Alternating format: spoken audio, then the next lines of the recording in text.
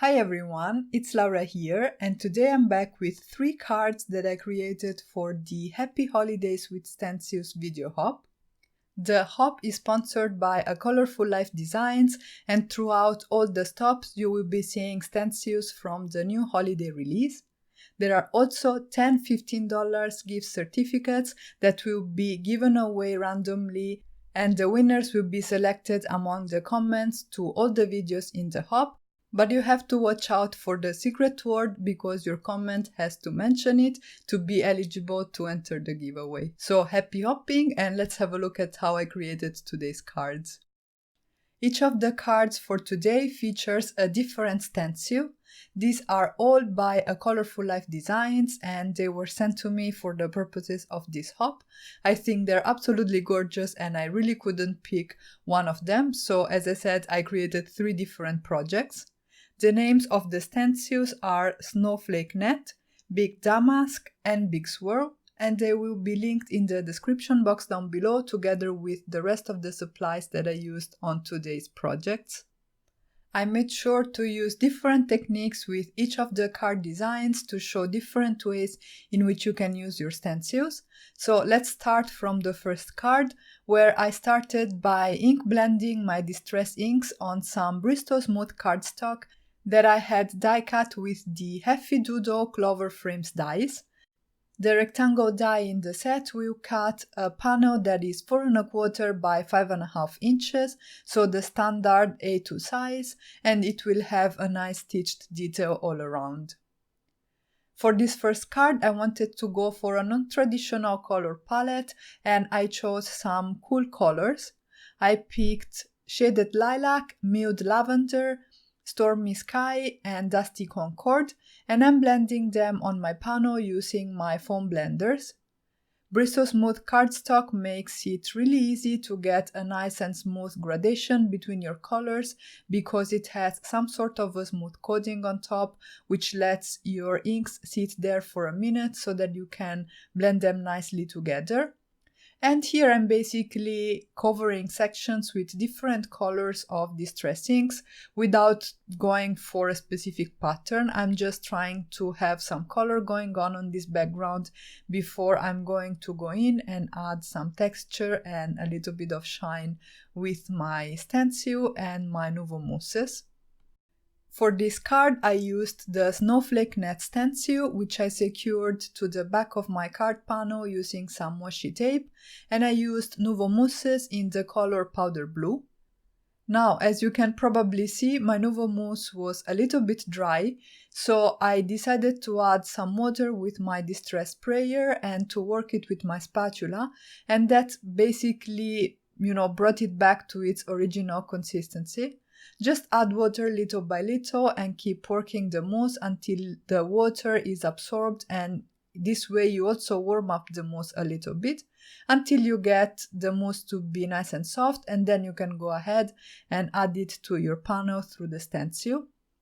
I do not add water directly into the jar because I have read that some people have had problems with mold growing after they had added water, probably because it was tap water and not distilled water. So just in case, I add the water to the mousse I need to soften, and that, does the trick.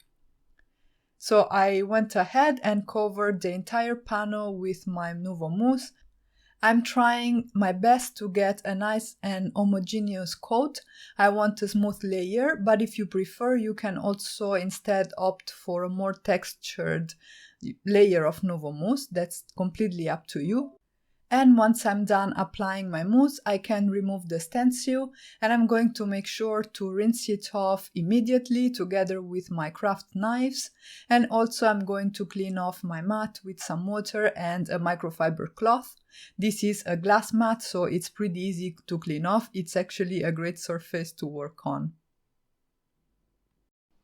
Alright, so I'm almost done putting down my Nuvo mousse, and once that is ready, I can go ahead and peel off the stencil to reveal this gorgeous design.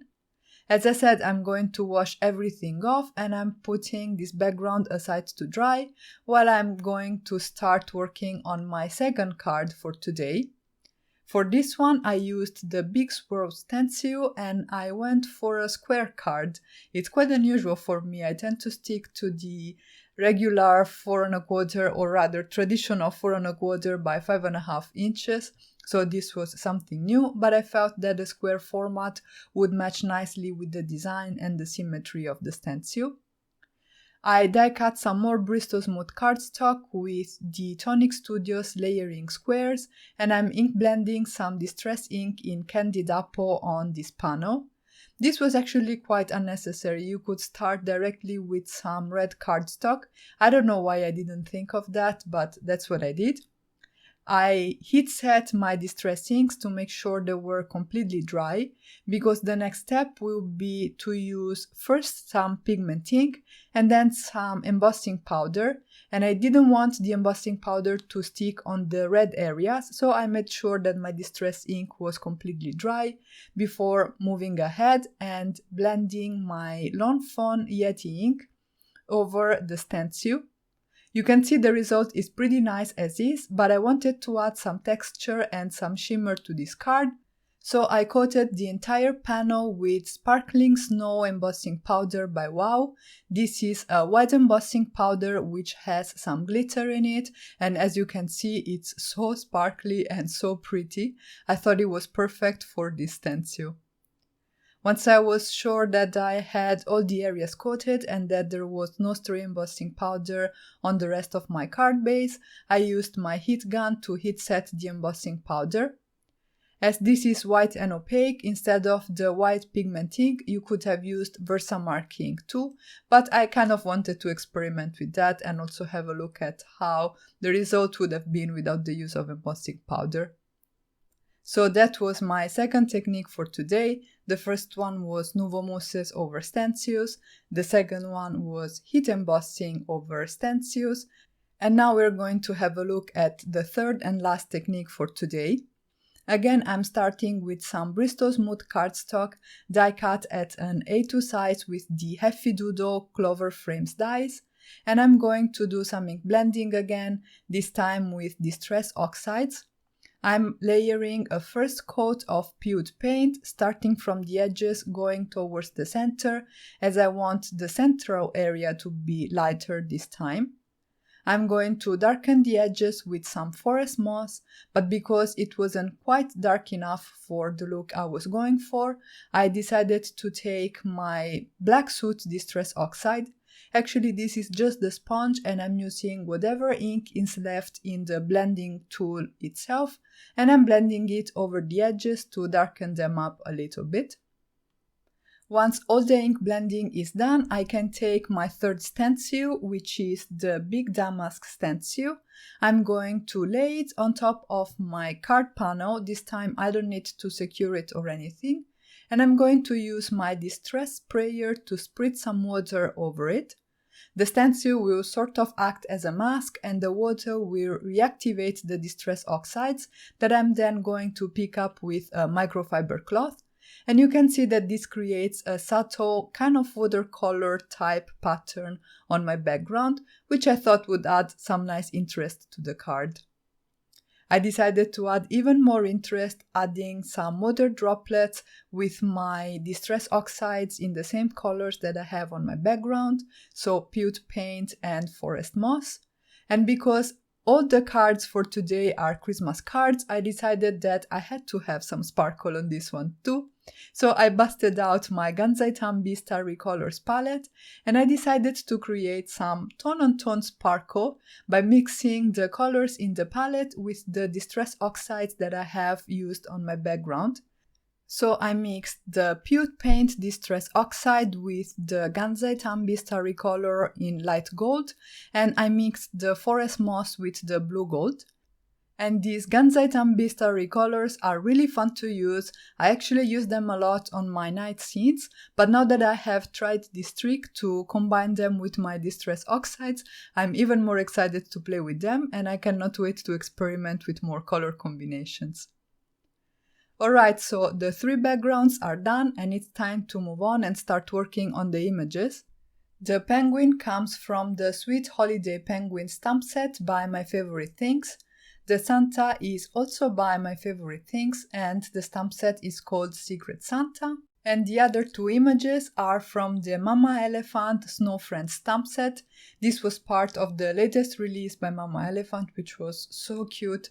I got so many stamp sets for my birthday. I took advantage of it and I kind of shopped the release like crazy. But anyway, coming back to the card, I stamped my images with Spectrum Noir Finesse alcohol-proof ink. The paper is Nina Solar White 110 pounds cardstock, and for my coloring today, like pretty much since they came out, I am going to use my Illustrator markers. I will not show the entire coloring for these images, partly because it would take forever, and also because I had some technical issues, which I will show you in a little bit.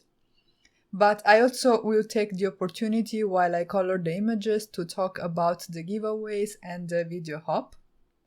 The technical issues were due to the fact that I hadn't tightened the screws on my tripod well enough, so this is what happened.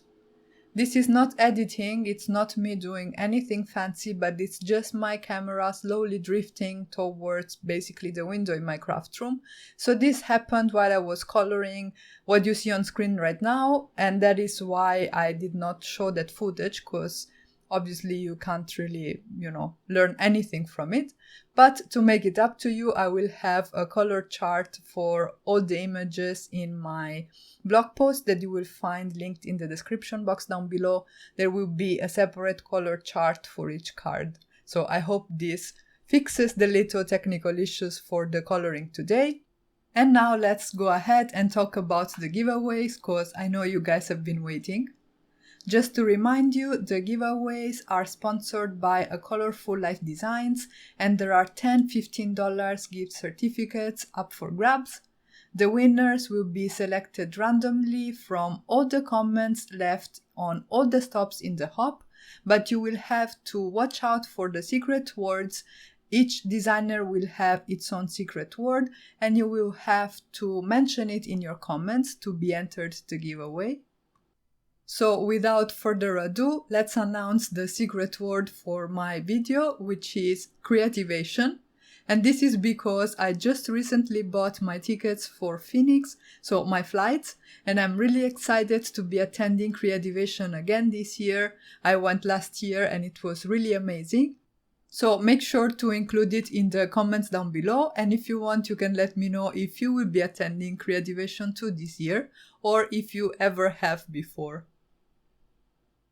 We are almost at the end of the coloring, and all the sets that I'm using today come with matching dies. I don't have them, so I used my scan and cut machine to cut out all the images, and then basically I just had to take care of the sentiments and my cards were ready. I started from the green background, over which I'm going to do some heat embossing with wet embossing powder. This is the card where I'll be using the Santa image, and the sentiment reads Holiday Greetings. This is from the hand-lettered Holiday Greetings stamp set by My Favorite Things, and as I said, I stamped it with Versamark ink and then heat embossed it with wet embossing powder by Wow before adhering the Santa image and this little bag with presents that I colored and cut off camera to complete the design. I also added a bit of shadows under the images with my Illustrator markers in the colors EB7, EB4 and EB2 to ground the images and so that they don't look like they're just floating on my card. And then I could move on and finish up the second design for today.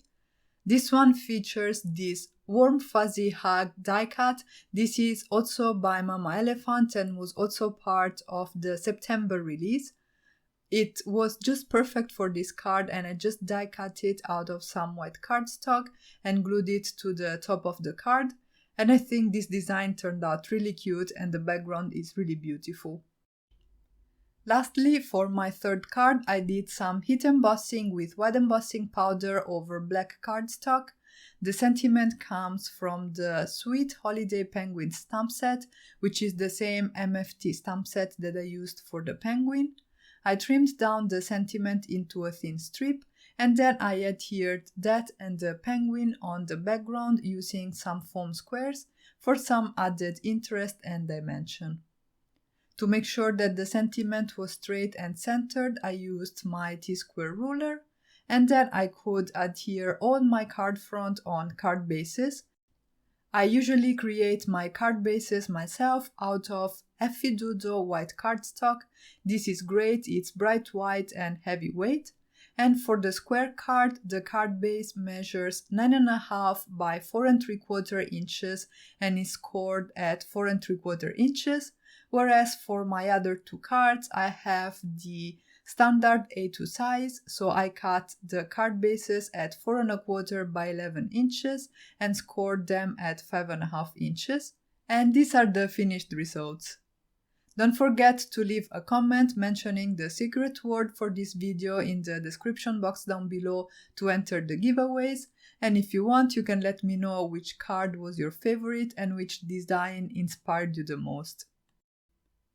As always, you will find a list of all the supplies used to create today's cards in the description box down below, where you will also find a link to my blog and to the next stop in the hop. If you haven't already, you can subscribe to my channel for more paper crafting and card making inspiration. And as always, thank you all so much for stopping by and have a great day.